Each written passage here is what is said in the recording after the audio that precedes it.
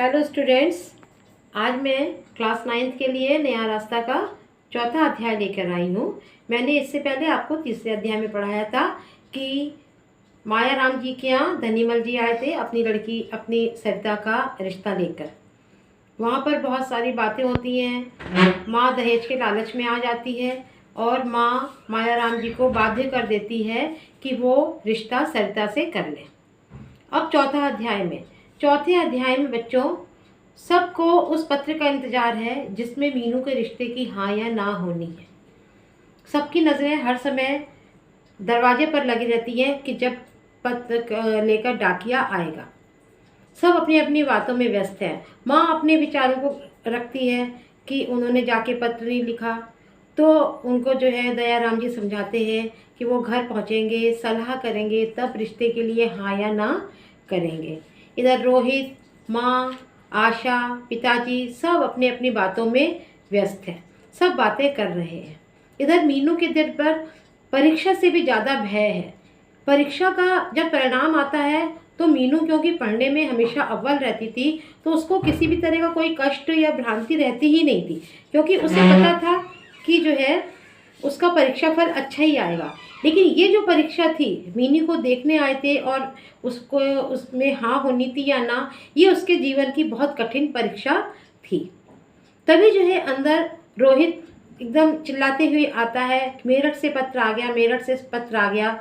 सब जो है रोहित के आसपास आके बैठ जाते हैं और पिताजी उस पत्र को बहुत धड़कते हुए दिल से खोलते हैं।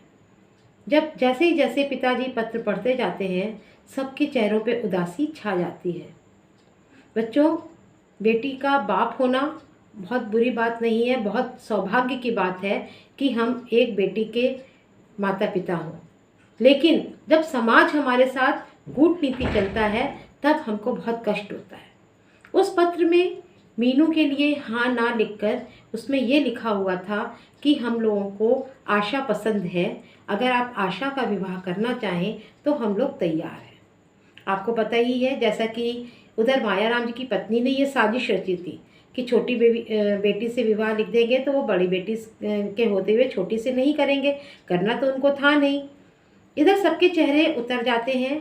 उधर मीनू भी अंदर से कमरे से इस पत्र को सुन लेती है। माँ और पिताजी बहुत उदास होते हैं। पूरा घर में एक उदासी का वातावरण छा जाता है। माँ और पिताजी कलेजे पे पत्थर रख लेते हैं और बहुत गहन चिंता में डूब जाते हैं कि उन्होंने आशा का हाथ मांगा है, क्या किया जाए। उनको कुछ समझ में नहीं आता है कि इसका क्या उपचार है। इतना सब कुछ मीनू सहन कर रही है, अंदर से सुन रही है। जब माँ और पिताजी की बहुत वो बातें सुनती है, चिंता भरी बातें सुनती है, तो वो अंदर से आती है और कहती है कि माँ, आप जो है मेरी चिंता छोड़ दीजिए, मैंने शादी का विचार त्याग दिया है, अब आशा की शादी कर दीजिए। पिताजी कहते हैं कि नहीं बेटा, हमें यह अच्छा नहीं लगेगा कि बड़ी बेटी के होते हुए हम छोटी का विवाह कर दें, और फिर समाज क्या कहेगा।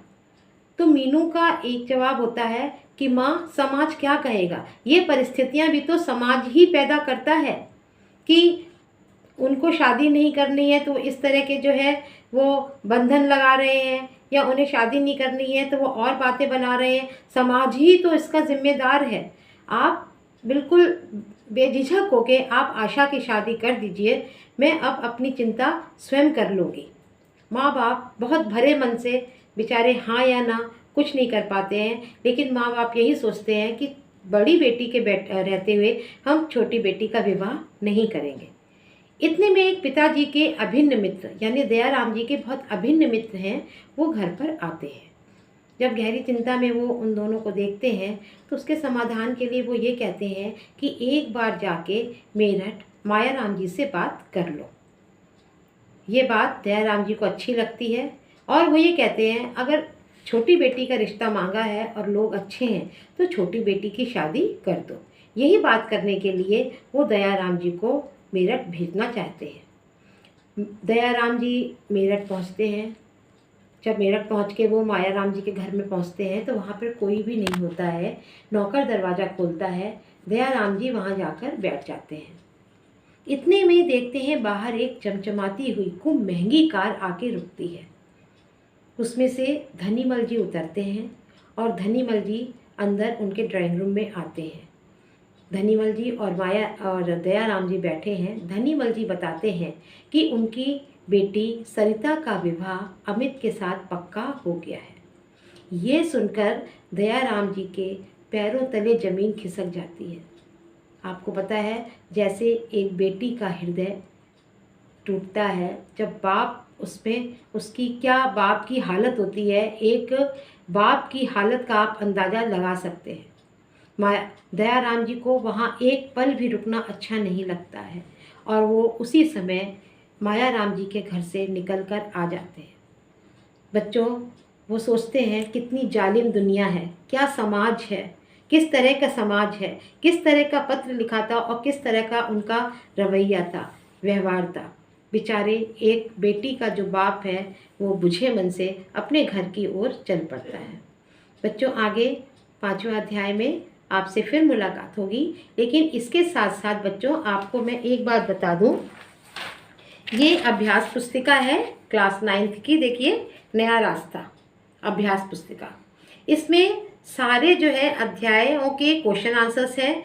मैं आपको कहानी बता रही हूँ, उसके हिसाब से इसमें क्वेश्चन आंसर्स हैं, वो आपको भरने हैं। वर्क बुक में आपको अभी जितने भी मैंने आपको अध्याय बताए हैं, सारे वर्क बुक के आपको अध्याय पूरे करने हैं। उसको मैं आपके स्कूल खुलते ही आपके अभ्यास पुस्तिका जरूर मांगूंगी, इसलिए आप उसके क्वेश्चन आंसर्स लिखते जाइए। तब तक के लिए ऑल द बेस्ट।